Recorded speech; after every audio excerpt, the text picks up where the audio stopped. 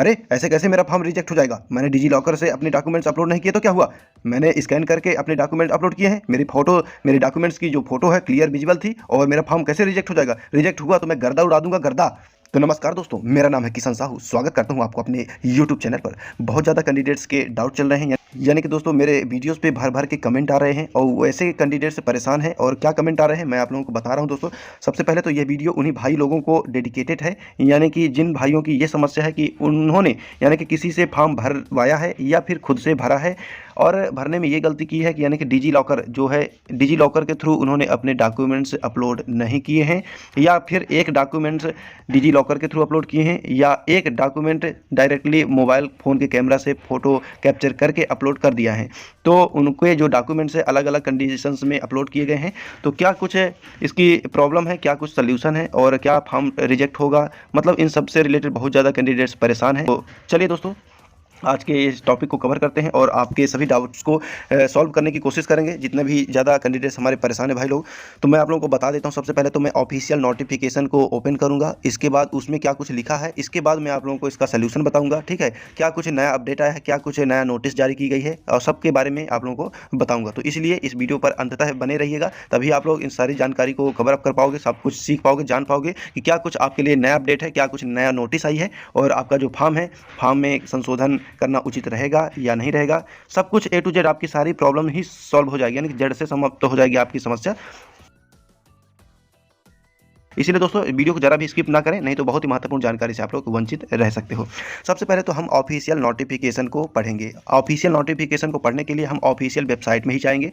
जैसा कि आप लोगों को पता होगा, न्यू टैब हम ओपन करेंगे गूगल के क्रोम ब्राउजर में। जिस भी भाई को अभी ना पता हो ऑफिशियल नोटिफिकेशन को कैसे निकाला जाए, कैसे अपने फ़ोन में ओपन किया जाए, सबसे पहले गूगल के क्रोम ब्राउजर में आना है। इसके बाद UPPB ये है आधिकारिक website Uttar Pradesh police constable की, और आज है दिनांक, आप लोग देख पाएंगे कि आज है 16 जनवरी 2024, और आज है अंतिम दिनांक यूपी पुलिस कांस्टेबल में फॉर्म भरने की, ठीक है। तो आज वेबसाइट बिल्कुल नहीं चल रही है दोस्तों, और जिन्होंने आज संपर्क किया है, मतलब आज हमसे संपर्क किया है, तो उनका हमने फॉर्म नहीं भर पाए हैं, क्योंकि उसके लिए सॉरी।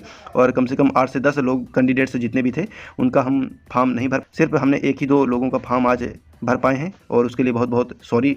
इसके बाद मैं आप लोगों को बता देता हूँ, आवेदन की अंतिम तिथि 18 जनवरी, जैसे कि इसमें क्लिक करेंगे। यूपी पुलिस कांस्टेबल की हम आधिकारिक वेबसाइट में आ चुके हैं, आप लोग देख पाएंगे यूपी पुलिस कांस्टेबल की फॉर्म भरने वाले पेज में। इसके बाद हमको ऑफिशियल नोटिफिकेशन को डाउनलोड करना है। इसमें क्या कुछ लिखा हुआ है डिजी लॉकर से रिलेटेड, तो इसको हम पढ़ने के लिए आप लोग देख पाएंगे कॉर्नर में नोटिफिकेशन लिखा हुआ है, इसमें क्लिक करेंगे। इसके बाद इस ऑफिशियल नोटिफिकेशन के PDF को डाउनलोड कर लेंगे, जैसे हमने डाउनलोड कर लिया है। इसके बाद ये देखिए ओपन करने के लिए हमने ओपन कर लिया अपने मोबाइल में। अब आप लोग देख पाएंगे इस तरह आपके फ़ोन में ओपन हो जाएगी ऑफिशियल PDF। इसके बाद आप लोग देख पाएंगे, ये देखिए इसमें बहुत महत्वपूर्ण जानकारियाँ लिखी हुई है, ये देखिए, जो कि 18 जनवरी 2024 को अंतिम दिनांक है करेक्शन की, यानी कि आज है अंतिम दिनांक फॉर्म अप्लाई करने की, यानी कि आज रात्रि से शायद चालू हो जाए, मे बी 12 बजे रात्रि के बाद, या कि फिर कल दोपहर से चालू हो करेक्शन विंडो। तो अब इसका कोई डिक्लेयर नहीं किया जा सकता कि कब आपकी करेक्शन विंडो चालू होगी। मे बी कि रात से हो जाए तो और अच्छी बात है, क्योंकि रात में ही आप लोग फॉर्म अपने करेक्शन कर पाओगे, जो कि बहुत ही अच्छा प्लस पॉइंट रहेगा, क्योंकि दिन में सर्वर इशू होने की पूरी पॉसिबिलिटी है, क्योंकि आज जैसे कि सर्वर डाउन चल रहा है बिल्कुल। तो इसी प्रकार आपका मतलब कि करेक्शन डेट में भी हो सकता है कल सर्वर ना चले। तो आपको प्रयास यही करना है कि दिन में अपने फॉर्म में संशोधन कर लेना है।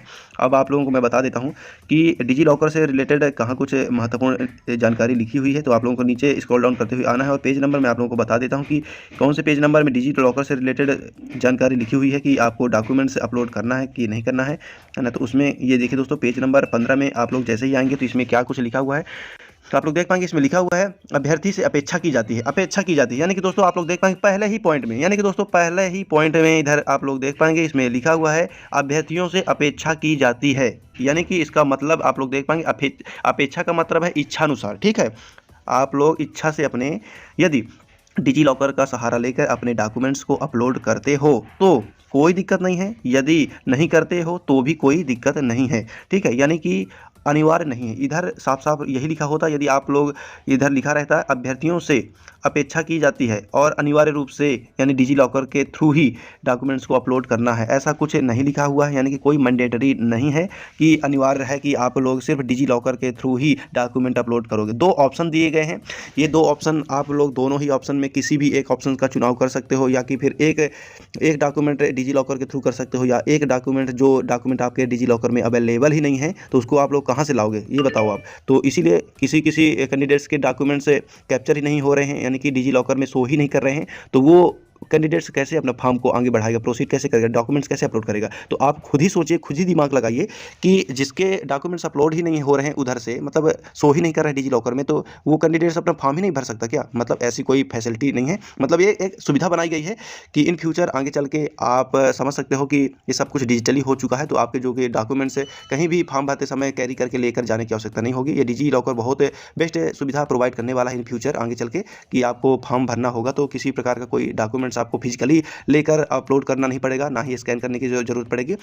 ऑटोमेटिक ये कैप्चर हो जाएगा, डिजी लॉकर से आपके डॉक्यूमेंट्स को उठा लेगा, रिडायरेक्ट कर देगा और आपको जो है तो कोई दिक्कत नहीं होने वाली। तो इन फ्यूचर ये हो सकता है कंपलसरी, परंतु अभी ऐसा कोई फीचर नहीं है। ये बहुत ही अच्छी अपडेट यही है कि आप लोगों का जो है फॉर्म में कोई दिक्कत नहीं है। आप लोग घबराइए मत। बहुत ज़्यादा कैंडिडेट से परेशान हो रहे थे, कमेंट कर रहे हैं कि हमारा जो फॉर्म है रिजेक्ट हो जाएगा क्या, हमने डिजी लॉकर के थ्रू अपने डॉक्यूमेंट अपलोड नहीं किए तो हमको करेक्शन विंडो में अपना करेक्शन करना चाहिए, डिजी लॉकर के थ्रू अपलोड करना चाहिए। तो मैं उनको खुला बोल रहा हूँ, डायरेक्ट सीधा बोल रहा हूँ, आप लोग परेशान मत होइएगा करेक्शन वरेक्शन के चक्कर में, क्योंकि एक तो बड़ी मुश्किल से फॉर्म भर गया है लोगों के, और आप अब अपने फॉर्म में करेक्शन वगैरह मत करिएगा।